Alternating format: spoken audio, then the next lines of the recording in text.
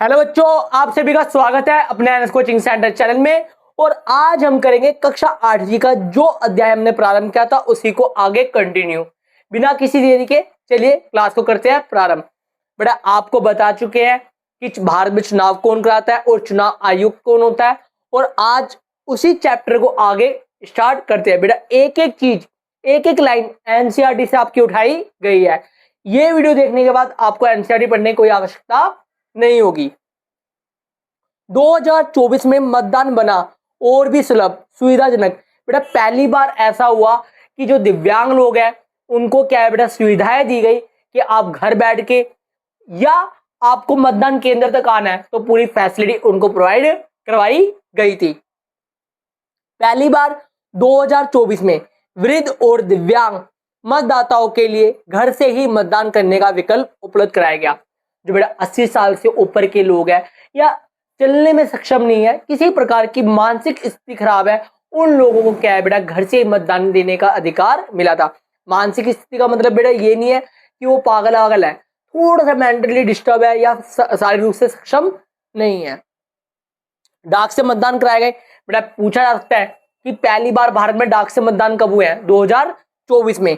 Braille सक्षम मतपत्र। बेटा ऐसा मतपत्र बनाया कि जो दृष्टि बाधित लोग हैं, मतलब जो देखने में सक्षम नहीं है, वो भी क्या है बेटा, पत्र के द्वारा क्या देखकर क्या बिंदु के द्वारा क्या बता सके कि किनको मत देना किनको नहीं। ऐप आधारित अनुरोध, और जो बुजुर्ग लोग हैं उनको क्या है बेटा, ऐप के द्वारा वोट दे सकते थे। और रैम, पहिया, कुर्सियां, ये सब क्या है बेटा, व्हील चेयर तक क्या है प्रोवाइड करवाई गई थी 2024 के आम चुनाव में। कोई भी मतदाता ना छूटे, इस चीज का विशेष ध्यान दिया गया था। लोकतंत्र की ताकत हर वोट से बढ़ती है। बेटा इतनी सारी चीजें प्रोवाइड कराने के बावजूद भी लगभग 34% मतदाताओं ने 2024 के चुनाव में मताधिकार का प्रयोग नहीं किया। मतलब 34% लोग क्या है बेटा, वोट देने नहीं गए। तो बेटा आप सरकार की आलोचना रखने का अधिकार तब रखते हो जब आप मतदान करने जाते हो, अन्यथा आपको कोई भी हक नहीं है कि आप सरकार की आलोचना कर सको। आप सरकार की नीतियों से सहमत नहीं हो, आपके लिए क्या है बेटा, वहां पर एक स्पेशल वोट बना विकल्प है बेटा, नोटा का। किसका बेटा? नोटा का। आप अपनी नाराजगी नोटा दबा के क्या है व्यक्त कीजिए। मतदान देना बहुत जरूरी है। आपका एक वोट कई बदलाव ला सकता है। बेहतर सरकार बेहतर नीतियां बना सकता है। विकास और शिक्षा और रोजगार के लिए जब आप आवाज उठा रहे हो, रोजगार नहीं है, रोजगार नहीं है, जब आपको हथियार मिला है मतदान का, तो उस मतदान से क्या है बेटा, सही सरकार का चयन कीजिए। अगर आप संतुष्ट नहीं हो तो नोटा दबाइए, ताकि इनको पता चले हम किसी भी पार्टी से सहमत नहीं है। जिम्मेदार नागरिक बने, लोकतंत्र को मजबूत करें। अगली बार हमारा लक्ष्य होना चाहिए कि 100% मतदान होना चाहिए। बेटा एक पुरानी कथा है, उत्तर मेरु शिलालेख से पता चलता है कि जो आज मतदान पद्धति अपनाई गई है, सेम उस समय मतदान पद्धति।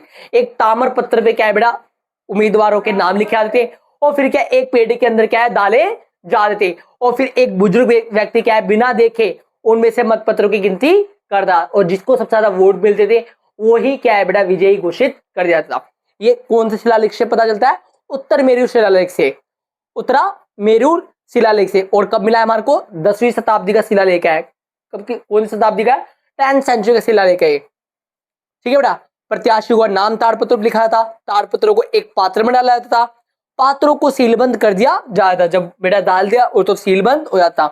चयन के दिन उसे सबके समक्ष खोला जाता। कोई बालक एक एक कर ताड़पत्रों को बाहर निकालता था, और कोई सम्मानित व्यक्ति अपने खाली हाथ दिखाकर चयनित प्रत्याशियों के नाम पढ़ता था, और जिसको ज्यादा वोट मिलते थे बेटा वो क्या है विजयी घोषित हो जाता।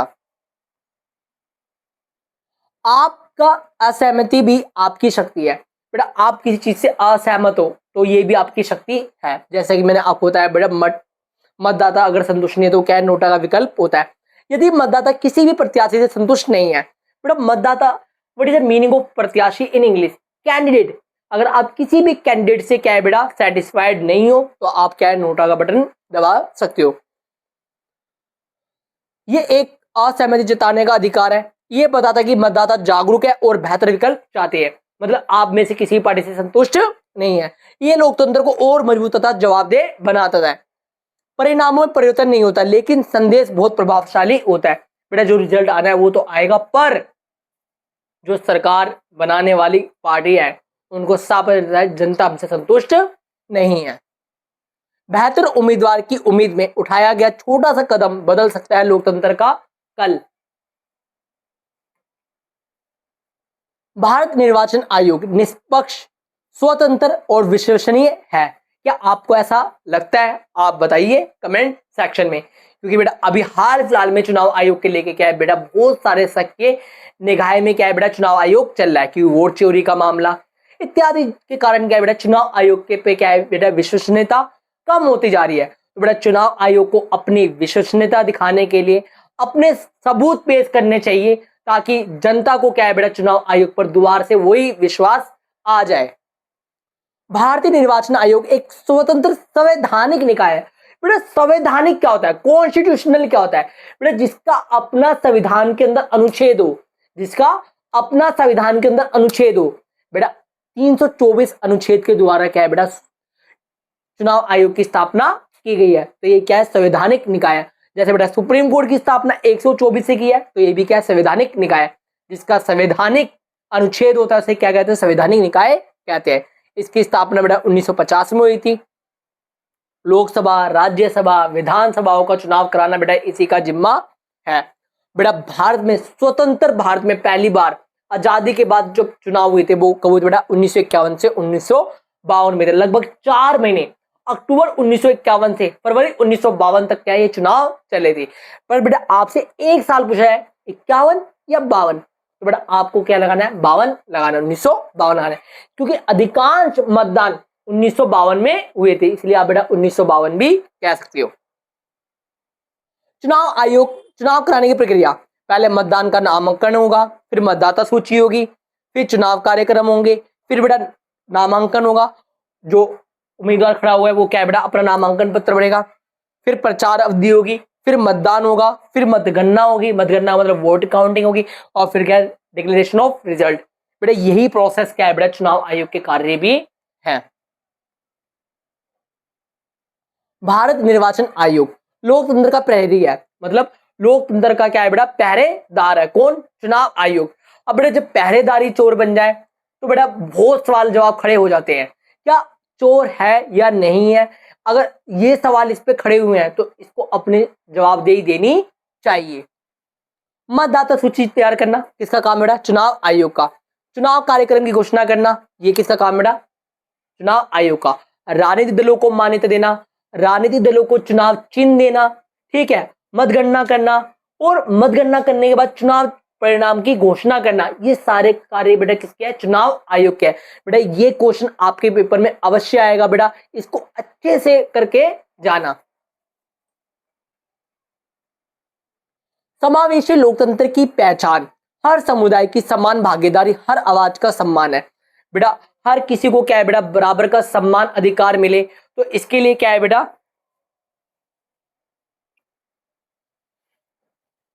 इसके लिए क्या है बेटा आरक्षण की व्यवस्था की गई है। बेटा महिलाओं के लिए 1/3 सीटें आरक्षित की गई है, और वहीं बेटा एससी कैटेगरी के लिए कितनी करी गई है बेटा, 84 सीट लोकसभा में रिजर्व करी गई है। और एससी के लिए कितनी करी है लोकसभा में 84, और एसटी के लिए अनुसूचित जनजाति इनके लिए कितनी की गई है बेटा 47, और महिलाओं के लिए कितनी की गई है बेटा 1/3 की गई है।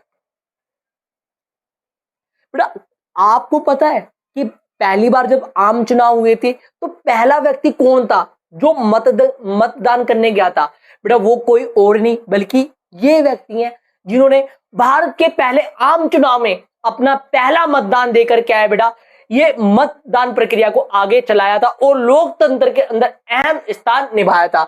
इनका नाम है श्याम शरण नेगी।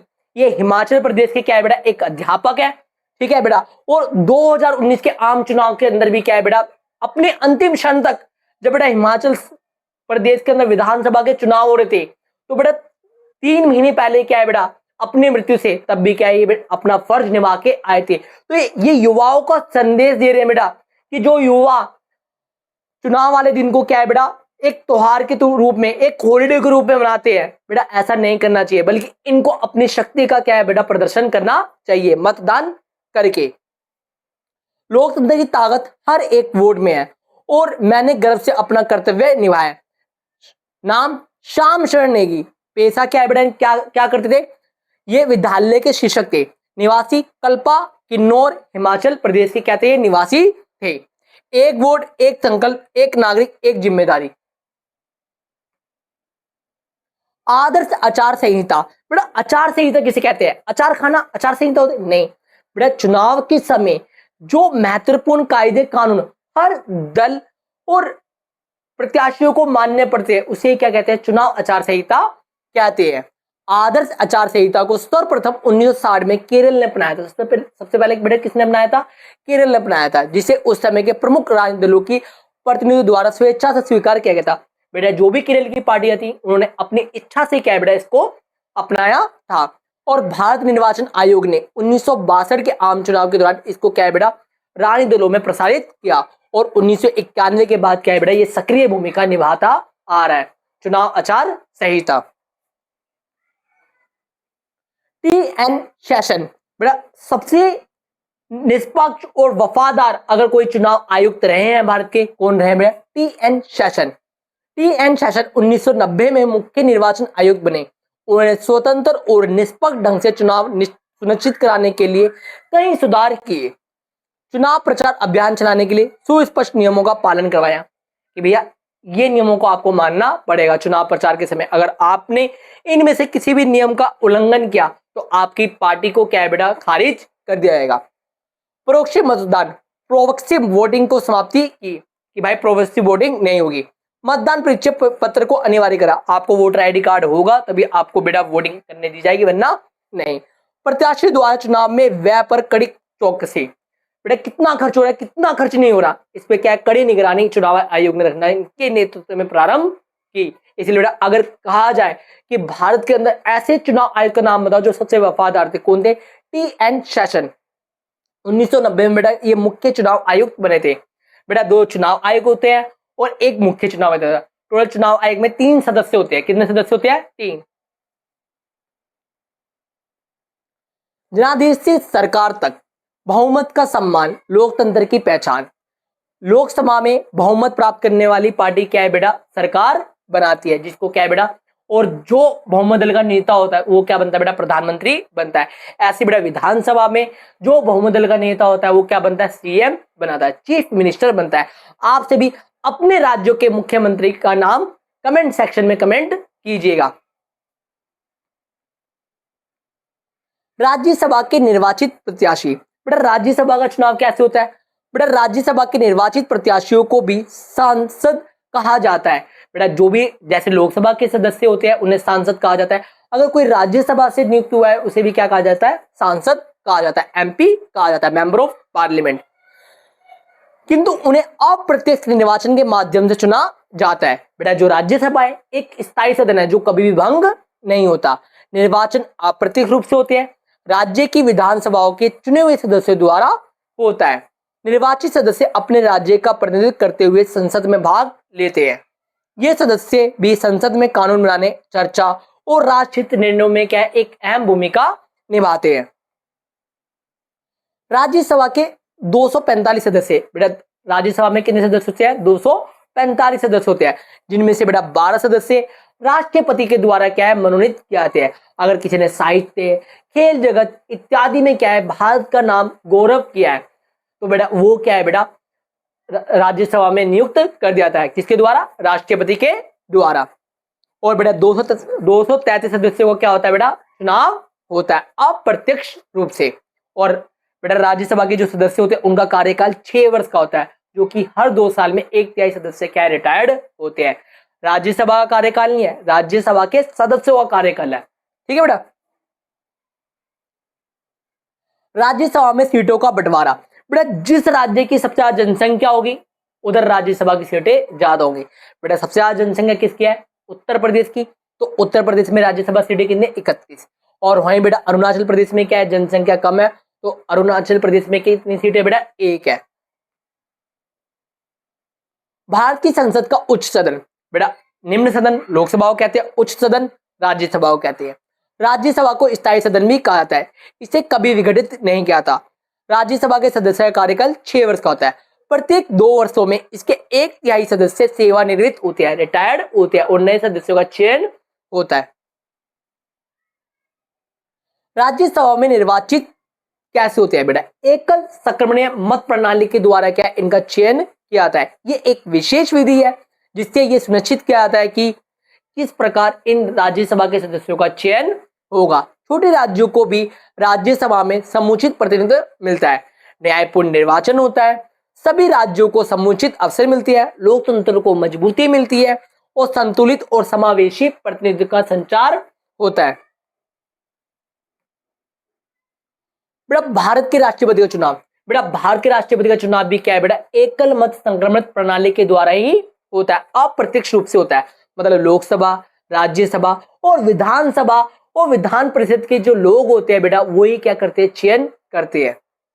भारत के राष्ट्रपति का चुनाव आम जनता द्वारा प्रत्यक्ष रूप से नहीं किया था, अपितु एक निर्वाचन मंडल द्वारा किया जाता है। ठीक है बेटा, निर्वाचन मंडल में सम्मिलित होते हैं कौन कौन बेटा?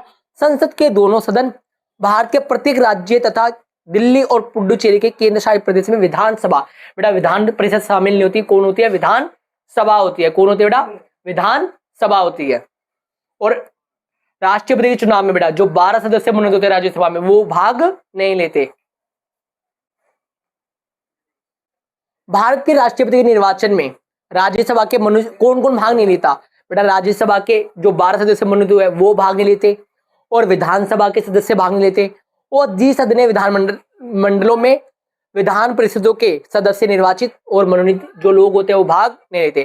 केंद्र शासित प्रदेशों दिल्ली और पुडुचेरी की विधानसभा को मनोनीत सदस्य, बेटा जो भी दिल्ली और पुडुचेरी के विधानसभा में जो मनोनीत हुए हैं राज्यपाल के द्वारा वो भाग नहीं लेते। उपराष्ट्रपति का चुनाव भी क्या है बेटा? राष्ट्रपति के द्वारा किया जाता है, पर इसका निर्वाचक मंडल अलग है। पर इसमें जो 12 सदस्य जो मनोनीत होते हैं वो चुनाव में भाग लेते हैं। किसके? उपराष्ट्रपति के चुनाव में। भारत के उपराष्ट्रपति का चुनाव एक निर्वाचन मंडल द्वारा किया जाता है जिसमें संसद के दोनों सदनों के निर्वाचित और मनोनीत सदस्य सम्मिलित होते हैं। हमारे लोकतंत्र के सामने बड़ी चुनौतियां, बेटा चुनाव आयोग के सामने या हमारे लोकतंत्र के सामने सबसे बड़ी चुनौतियां क्या है? सबसे बड़ी चुनाव में धन का बढ़ता प्रभाव। बेटा सबसे ज्यादा चुनौतीपूर्ण है धन का अधिक खर्च। आपराधिक पृष्ठभूमि वाले नेता, बेटा जो बलात्कारी है वो क्या कह रहे हैं? हम आपकी बेटियों की रक्षा करेंगे। जो बेटा कैसे विश्वास कर ले? बेटा चोर बोल रहा है मैं चोरी नहीं होने दूंगा। मतदाताओं की उदासीनता, बेटा आज मतदाता क्या है बेटा? उदासीन हो गया है, सरकार से विश्वास उठ चुका है क्योंकि इन ढकोसलेबाजी और इन ड्रामों से क्या है बेटा जो मतदाता है वो परेशान हो चुका है।